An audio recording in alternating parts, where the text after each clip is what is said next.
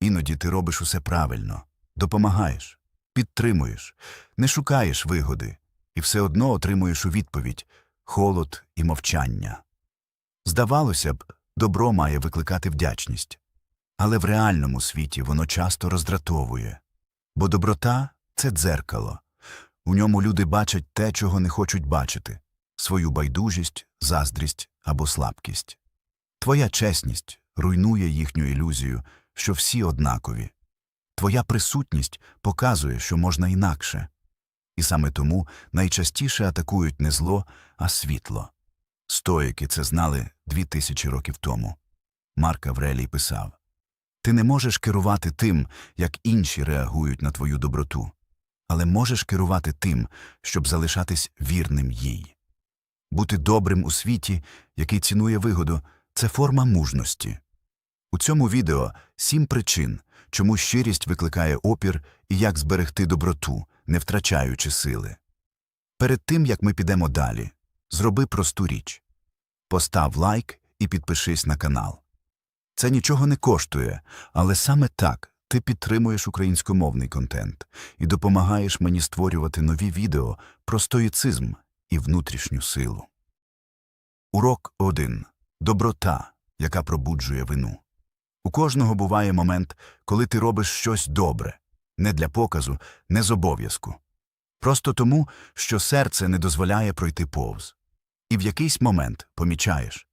Після цього людина віддаляється. Ні подяки, ні тепла. Тільки холодна тиша. Спершу здається, що, може, ти зробив щось не так. Може, твоя допомога здалася настирливою. Але правда глибша. Твоя доброта нагадала їй про її байдужість. Коли хтось бачить, що ти дієш чесно, спокійно, без розрахунку, у ньому прокидається неприємне відчуття. Внутрішній дзвін, який каже: «А що зробив ти?» Це не осуд, а дзеркало. І не кожен витримує власне відображення. Бо совість, як рана, коли її торкаються, болить. І люди, які не готові дивитись на себе, починають оборонятись. Хтось відвертається, хтось знецінює, хтось насміхається, але все це не проти тебе. Це захист проти себе. Їм простіше сказати «він занадто правильний», ніж визнати «я просто лінивий, байдужий або наляканий». Стоїки говорили: той, хто не хоче змінюватися, починає боротися з тими, хто нагадує йому про правду. Твоя присутність викриває цей розрив між образом доброї людини і реальністю, у якій вони нічого не роблять. І щоб не чути цей дисонанс, вони нападають. Ти можеш побачити це в дрібницях. Ти допоміг колезі, а він зробив вигляд, ніби нічого не сталося. Порадив людині вихід із проблеми, і вона образилась. У такі моменти пам'ятай. Це не неблагодарність, це внутрішній сором, який шукає вихід. Не реагуй, не виправдовуйся, не змінюйся. Бо пояснення лише підживлюють їхню провину. Твоя тиша – найсильніша відповідь. Марк Аврелій писав: «Ти не можеш змусити когось прийняти добро, але можеш не дозволити цьому зробити тебе гіршим. Не шукай подяки, шукай ясність. Не чекай визнання, шукай рівновагу. І якщо раптом тебе спробують переконати, що доброта – це наївність, згадай просту істину. Наївність – це боятись робити добро, щоб не здатися слабким. Справжня сила у тому, щоб залишитись чистим, навіть коли світ кидає в тебе брудом. Твоя доброта не потребує схвалення. Вона не валюта, не інструмент, не роль. Це твоя природа. І якщо вона справжня, ніхто не може відібрати її без твого дозволу. Є люди, які не вірять у добро не тому, що його ніколи не бачили, а тому, що колись повірили і були обмануті. З того моменту вони зробили висновок. Світ жорстокий, люди користолюбні, а будь-яка щирість приховує вигоду. І коли вони зустрічають тебе, спокійного, відкритого, без фальші, усередині них починає тріщати вся конструкція, на якій вони побудували своє уявлення про життя. Бо якщо ти справді існуєш, то, можливо, їхній цинізм не захист, а самообман. Ти – живий доказ, що чесність не прирікає на поразку, що можна залишатись людяним і не втрачати гідності, що сила не обов'язково має виглядати жорсткою. Але для них твоя присутність – як виклик. Вона ставить питання, на які вони не хочуть відповідати. Може, я просто здався раніше? Може, я виправдав байдужість страхом бути зрадженим? І щоб не чути цього, вони відкидають тебе. Кажуть, занадто правильний. Або так не буває. Їм простіше сумніватися у твоїй щирості, ніж переглянути свою. Стоїки бачили в цьому головну людську слабкість – прагнення зберегти ілюзію, навіть якщо вона руйнує нас із середини. Епіктет писав: «Ми не боїмося реальності, ми боїмося поглянути на неї прямо». Люди, які звикли жити в недовірі, не здатні прийняти простоту. Бо простота – це оголення. А там, де відкритість, завжди є ризик бути вразливим. Твоя доброта ламає їхню оборону. І щоб не відчути себе голими перед правдою, вони починають атакувати. Ти можеш помітити це у розмовах. Ти говориш чесно, вони підозрюють маніпуляцію. Ти допомагаєш, вони шукають приховану мету. Вони ніби живуть у світі дзеркал, де кожен вчинок – лише відображення вигоди. Не намагайся виправдовуватись. Довіра не народжується з доказів, вона народжується з часу і тиші. Будь послідовним, але не нав'язливим. Бо якщо ти спробуєш переконати, вони побачать у цьому саме те, чого бояться – вплив, тиск, гру. Марк Аврелій радив: не сперечайся про те, що очевидно. Просто живи так, щоб істина говорила твоїм прикладом. Твоя доброта – не урок для інших. Це форма самоповаги, і якщо вона комусь заважає, це лише знак, що ти живеш у правді, а вони – у захисті від неї. Залишайся спокійним, не кожен здатен побачити світло, не заплющивши очей. Але коли час настане, саме твоя послідовність стане для когось доказом, що добро не вимерло. Є особливий вид болю, не той, що кричить, а той, що шепоче. Це біль від порівняння, коли люди бачать, що ти досяг того, чого вони хотіли, але без хитрощів, без компромісів, без зради. Вони звикли думати, що в житті виграють лише безжальні, що чесність – це розкіш, яку не можна собі дозволити. А потім з'являєшся ти – спокійний, чесний, добрий і водночас успішний. І це руйнує їхню внутрішню логіку. Бо якщо ти зміг, значить вони могли теж. І вся їхня фраза «я просто реаліст» перетворюється на виправдання слабкості. Твій приклад – як дзеркало, в якому видно не твоє світло, а їхні нездійснені можливості. І тоді замість натхнення народжується заздрість. Заздрість завжди тиха, вона рідко має форму відкритої ворожнечі. Але ти її відчуваєш у тиші після твоїх перемог, у фразах «тобі просто пощастило», у зневажливому «побачимо, як довго ти протримаєшся». Вони намагаються зменшити тебе, щоб не бачити, наскільки самі зменшили себе. Стоїки говорили: ми не заздримо тому, хто більший, ми заздримо тому, хто нагадує нам, що ми могли б бути більшими. І в цьому суть заздрості. Це не про тебе. Це про їхній біль. Твоя доброта плюс успіх – це подвійний виклик. Бо якщо добрий може перемагати, значить усі їхні виправдання про жорстокий світ втрачають сенс. А визнати це боляче. Тому вони атакують не тебе, а власний сором, тільки називаючи його твоїм ім'ям. Як діяти стоїчно? По-перше, не приховуй свій шлях, щоб нікому не боліло. По-друге, не виправдовуй свій успіх, бо твоя перемога не образа для інших, а доказ, що шлях чесності теж працює. Марк Аврелій був імператором і залишався філософом. Сенека був заможним і не втратив гідності. Вони довели, влада і доброчесність можуть існувати поруч. Це не суперечність, це рідкість. Тому не зменшуй себе, щоб бути зручним, не стишуй голос, щоб когось не дратувати.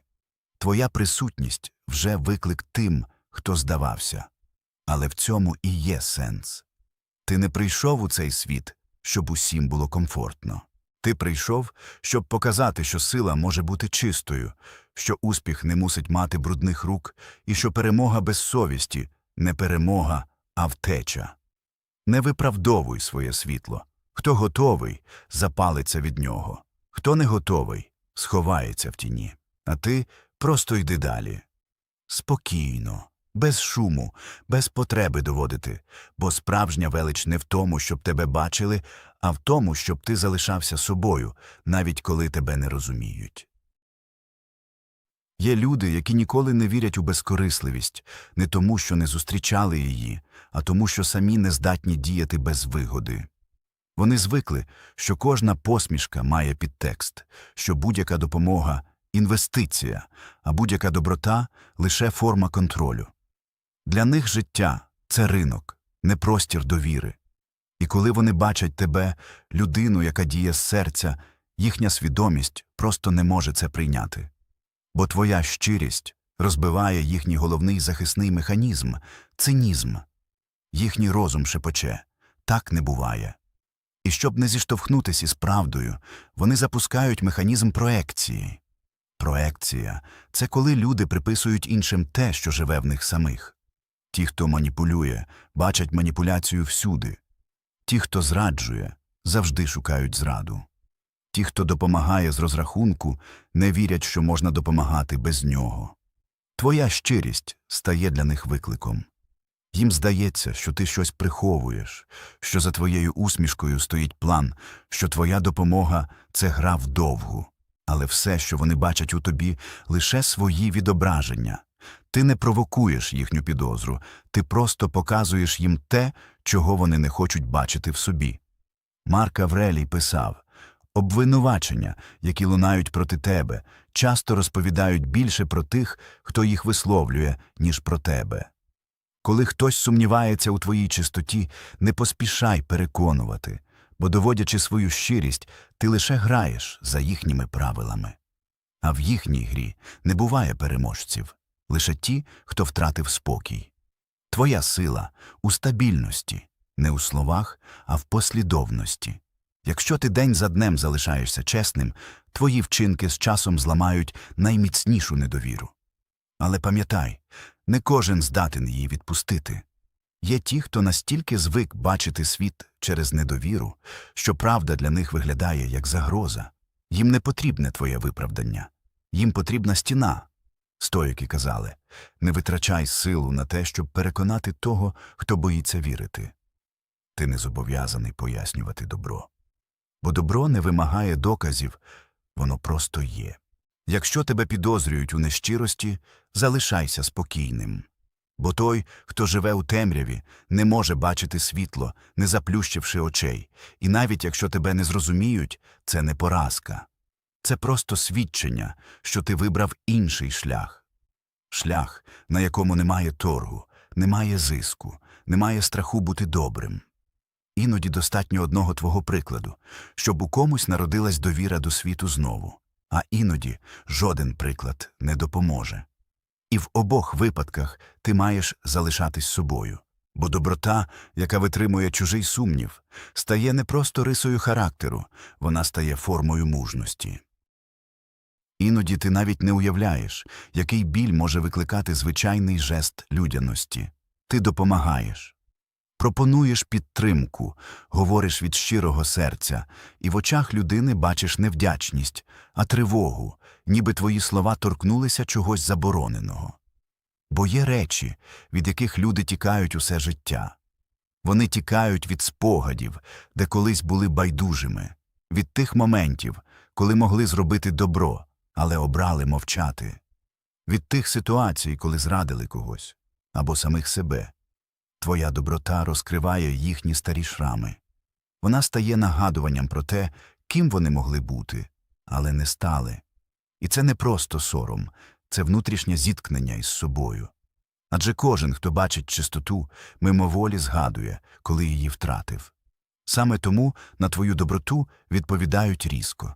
Іноді насмішкою, іноді мовчанням, іноді навіть агресією. Бо легше вдарити, ніж знову відчути власну провину. Це захисна реакція. Людина бореться не з тобою, вона бореться зі спогадами. Її гнів – це крик совісті, яка довго мовчала. Стоїки знали, той, хто не примирився з минулим, завжди бореться з теперішнім.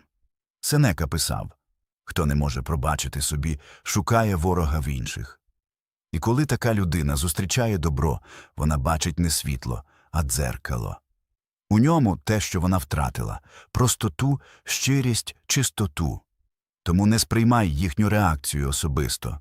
Ти лише нагадування. Ти не причина болю, ти тільки тригер правди. Але пам'ятай, співчуття не означає вседозволеність. Ти можеш розуміти біль іншого, але не зобов'язаний дозволяти йому знищувати твій спокій. Стоїчний підхід простий. Спостерігай без засудження, допомагай без очікувань і не неси на собі чужий хрест провини. Іноді наймудріше, що ти можеш зробити для іншого – показати, що доброта може існувати без страху, що вона не вимагає вибачення і не нагадує про минуле, якщо серце чисте. Твоя присутність – це шанс для когось зустріти себе заново. Не всім вистачить мужності це зробити, але кілька людей обов'язково згадають, що колись вони теж могли бути такими. Тому не відвертайся, але й не гори сам. Твоя доброта має світити, а не згорати. І якщо хтось бачить у твоєму світлі власну темряву, це не твоя вина. Це просто знак, що ти живеш по-справжньому. Є люди, які спокійно приймають байдужість, але не витримують щирої допомоги. Бо допомога створює напругу, невидимий борг. І не всі вміють жити з відчуттям, що хтось зробив для них добро просто так. Ти можеш простягнути руку і побачити, як інша людина відступає, ніби твоя доброта – пастка. Їй здається, що тепер вона мусить віддячити, що тепер між вами є невидимий контракт. А якщо вона не готова платити, простіше втекти. Так працює страх залежності. У світі, де більшість вчинків мають ціну, справжня безкорисливість здається підозрілою. Люди, які не раз стикалися з маніпуляціями, вірять, жоден жест не буває чистим. Ти можеш допомогти людині, а вона образиться. Можеш підтримати, а вона відреагує холодом. Бо всередині в неї запускається давній механізм. Якщо я щось отримую, значить, щось втрачу. Цей страх народжується не від зла, а від втоми. Багато хто живе роками у світі, де кожне «дякую» має підтекст, де навіть любов – це угода. І тому, коли з'являється хтось, хто дає без вимог, це викликає не вдячність, а тривогу. Епіктет писав: «Вільний той, хто може прийняти дар без страху і віддати без очікування».